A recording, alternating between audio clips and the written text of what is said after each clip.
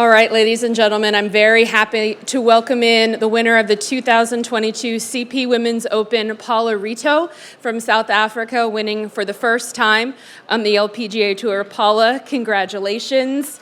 It's been about an hour since that putt fell, but it seems like an eternity. How much of a whirlwind is this, and what are your thoughts as you celebrate your first win?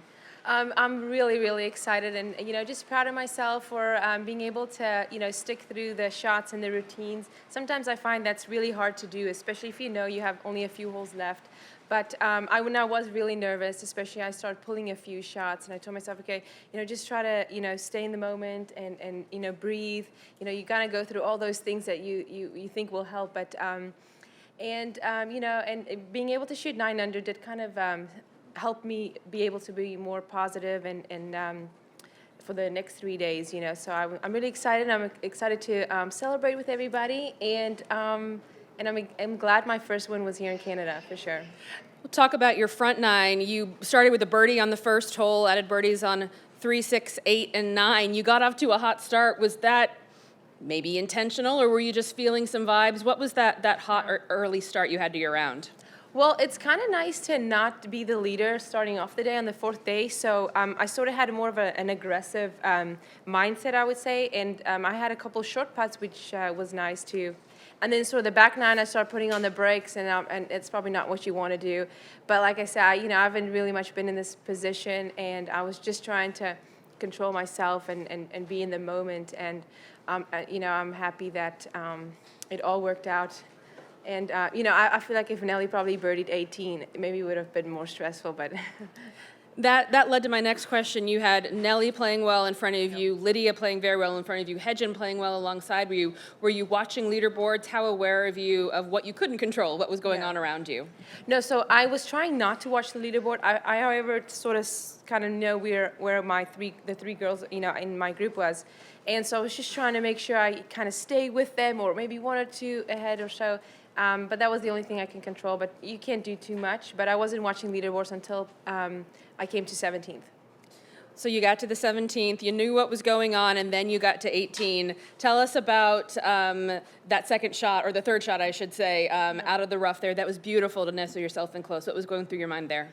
Yeah, so they moved 18 up, and I had a 3-wood in, and my caddy has not been wanting me to hit 3-wood, because the last 4 or 5 times we've been hitting 3-wood, it flares out to the right, and which this one did, and I told him, just give me one more chance, I'm going to make sure this one draws, and it still stayed out right. But I just committed on that third shot. I knew if I just kind of punch it, the yardage I want, it should roll all the way up, give myself even a 2 foot, like a 2-foot putt, and then, I should be fine.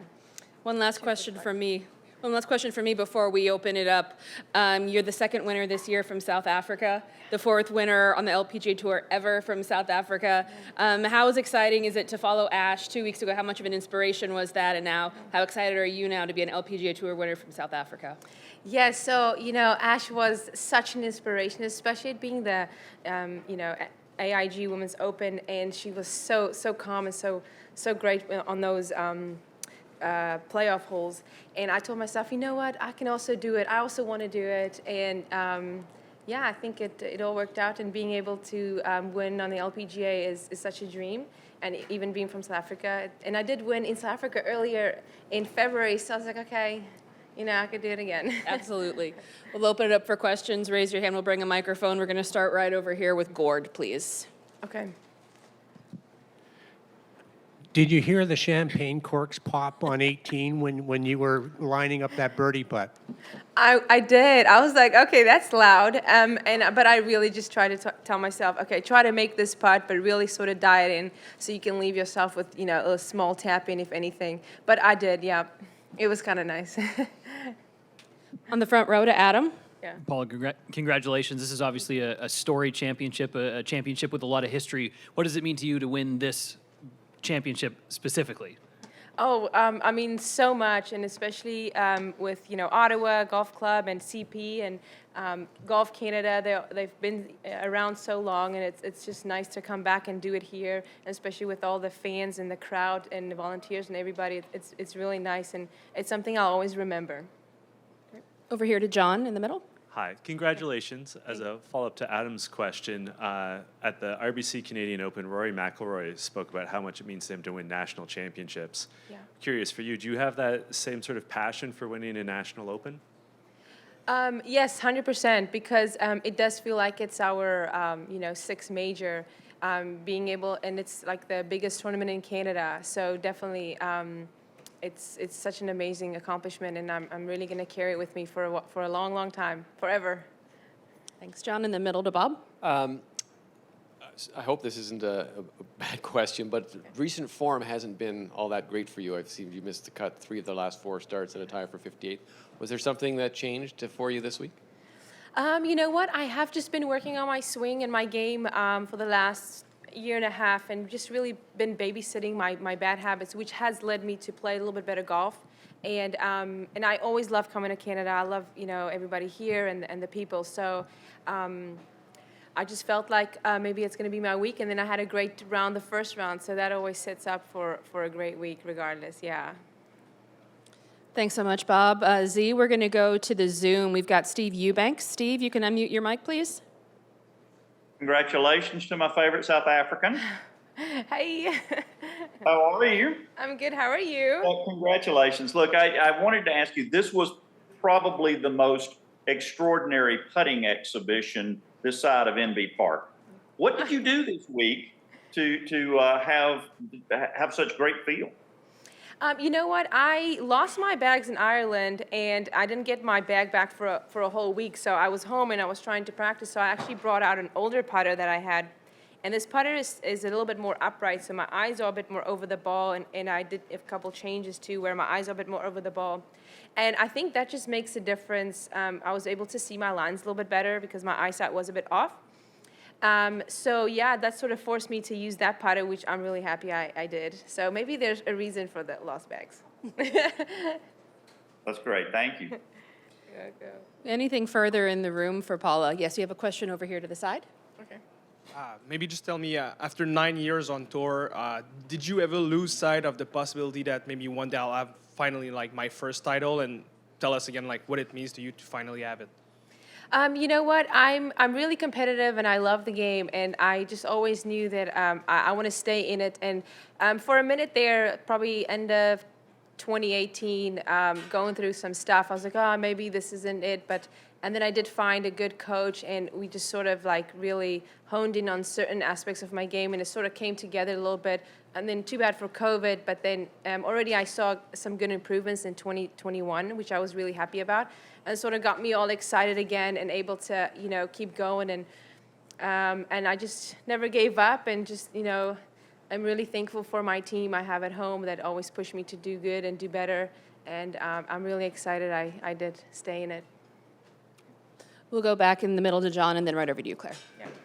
Sorry, this is an easy one. You mentioned your coach. What's his name or her name? Peter Kraus, swing coach, yeah.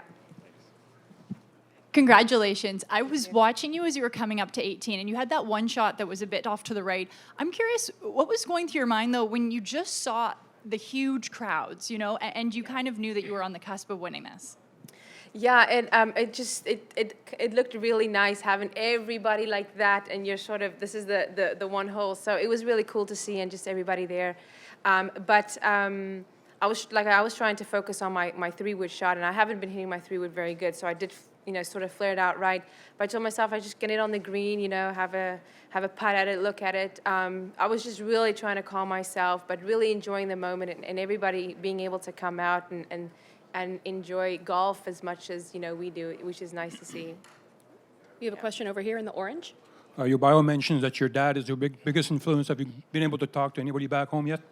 No, not yet, but they're all in Florida. So, he did call me this morning. He goes, hey, just go, relax, have fun. He knows how sometimes I'll get pretty quick too under pressure. So he's always, making sure I try to, back it up a little bit. But I'm excited to talk to them after. On the front row. There was a lot made this week of Lucy Lynn, who's 12 years old. You didn't start golf, I think, until you were 15 or 16. Does your win make a statement about being able to be a late bloomer, start later, and it doesn't always have to get younger? Yes, 100%. You know, I remember, I think I was 15 or 6, yeah, maybe just in the between there. I went to go watch the girls play at international course in Florida. It was like that $1 million shootout. I think Julieta Granada won. And I haven't played golf. My dad just took me to watch. I was like, that's where I want to be. And so my dad's like, well, we need to start putting on some work then. You have like, you know, a couple of years. But, you know, you can start at any age depending on, you know, how you put your mind to it and how hard you work. And it's sometimes not always about working hard, but doing the right things too. And then I went to a great university too that taught me a lot more of my mental game and you know, that kind of thing, which I didn't do much when I first started. So all of those things add up. If you get in the right direction early on, I think you can do it. And if I remember correctly, were you on the Purdue team that won with Moda Correct, yes. All right, I thought so. So a nice Canadian connection for you there. Yeah. All right, in the We middle went to to school together. Yes, middle to Bob. South Africa has such a great legacy of tremendous golfers. Are there any heroes that you had? I don't know. I mean, I know this is a long way back. Sally Little was a champion of this Yes. tournament, but are there any male or female heroes from your early days? Yes, I mean, definitely Sally Little. She's so nice and such an inspiration for women's golf. And I know she's doing quite a bit now in South Africa. But, you know, always all the big names, you know, Gary Player, he was our coach when we did the Olympics in Rio. And, you know, a couple of the young guys that I've met along the way. But, yeah, I mean, it's exciting. And, you know, I'm glad I can follow in their footsteps. Anything further for Paula? All right, well, congratulations. Enjoy every minute of it. And we will see you here at Shaughnessy next year. Yes, thank you. Thanks, everybody.